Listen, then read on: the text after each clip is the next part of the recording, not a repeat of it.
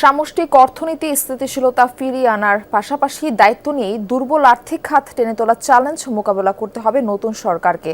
সুশাসন প্রতিষ্ঠায় এগিয়ে নিতে হবে চলমান সংস্কার কার্যক্রম। মনোযোগ দিতে হবে পাহাড় সমান খেলাপি ঋণ ব্যবস্থাপনায়। বিনিয়োগকারীদের আস্থা ফেরাতে শক্ত ভিত্তির উপর দাঁড় করাতে হবে পুঁজিবাজারকে। এ খাতের টেকসই উন্নয়নে নতুন সরকারকে কঠোরভাবে সংস্কারে জোর দিতে হবে বলেও মনে করেন বিশ্লেষকরা। রেইনবো অলরাউন্ডার এক্সটেরিয়র পে বাড়ির বাহিরের দেয়ালের সুরক্ষা নিয়ে থাকুন নিশ্চিন্ত, সাথে পাচ্ছেন 10 বছরের ওয়ারেন্টি। পতিত হাসিনা সরকারের আমলে সবচেয়ে বেশি অনিয়ম হয়েছে আর্থিক খাতে। লুটপাটে খাদের কিনারে পড়ে অনেক ব্যাংক ও আর্থিক প্রতিষ্ঠান। ভঙ্গুর অবস্থা থেকে আর্থিক খাত টেনে তোলার উদ্যোগ নেয় অন্তর্বর্তী সরকার এবং বাংলাদেশ ব্যাংক। এ কাজে খানিকটা সফল হলেও টেকসই সংস্কার সম্ভব হয়নি। দুর্বল 5টি ব্যাংক একীভূত করে একটি নতুন ব্যাংক গঠন করা হলেও সেটি এখনও ঘুরে দাঁড়াতে পারেনি। 6টি ব্যাংক বহির্ভূত আর্থিক প্রতিষ্ঠান অবসায়নের সিদ্ধান্ত নিলেও তা বাস্তবায়ন করা যায়নি। এর বাইরে আরও কিছু ব্যাংক এবং আর্থিক প্রতিষ্ঠান আছে যারা টিকে থাকার সক্ষমতা হারিয়েছে। এমন বাস্তবতায় মঙ্গলবার সরকার গঠন করতে যাচ্ছে বিএনপি। দায়িত্ব নিয়েই দুর্বল আর্থিক খাত টেনে তোলার চ্যালেঞ্জ মোকাবেলা করতে হবে নতুন সরকারকে। এই এনপিএল কিভাবে ম্যানেজ করা হবে, যেটা 36% হয়ে গেছে, আরও সামনে বাড়তে পারে। আরও তো সিক ব্যাংক আছে যেগুলো চলবে না, এনবিএফআই আরও আছে, সেগুলোকে কিভাবে একটা যৌক্তিক সমাধানে আনা যাবে।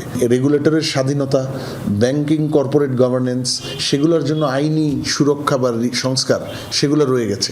সুতরাং সেইখানে একটা বড় অর্থনৈতিক সুশাসনের একটা বড় কাজ বাকি। দুর্দশা থেকে বের করে আনার জন্য আগামী পদক্ষেপগুলো কী হবে?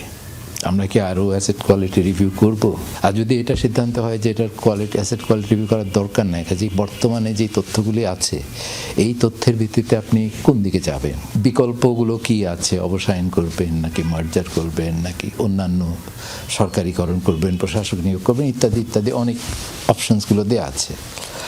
সেখানে তারা কোন পথে হাঁটবেন এইটার একটা পথ নকশা থাকতে হবে। চরম নড়বড়ে অবস্থায় আর্থিক খাতের আর এক গুরুত্বপূর্ণ অংশ পুঁজিবাজার। ঘুরে দাঁড়ানোর বদলে আরও তলানিতে গেছে অন্তর্বর্তী সরকারের সময়ে। পুঁজিবাজারের বিদ্যমান সমস্যার সমাধান নতুন সরকারের জন্য চ্যালেঞ্জ হবে বলে মনে করেন অর্থনীতিবিদরা। বিনিয়োগকারীদের আস্থা ফেরাতে এ খাতে কাঠামোগত সংস্কারে অগ্রাধিকার দেওয়ার পরামর্শ তাদের।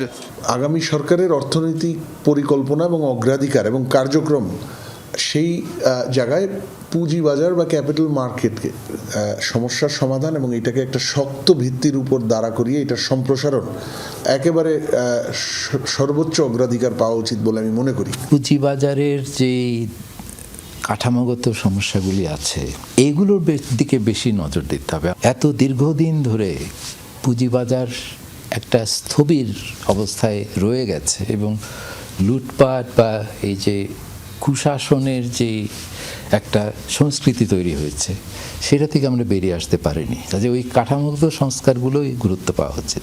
পুঁজিবাজার সম্প্রসারণে প্রাতিষ্ঠানিক বিনিয়োগকারীর সংখ্যা বাড়ানোর পাশাপাশি নতুন কোম্পানি তালিকাভুক্তকরণে প্রতিবন্ধকতা দূরীকরণে মনোযোগ দেওয়ার পরামর্শ অর্থনীতিবিদদের।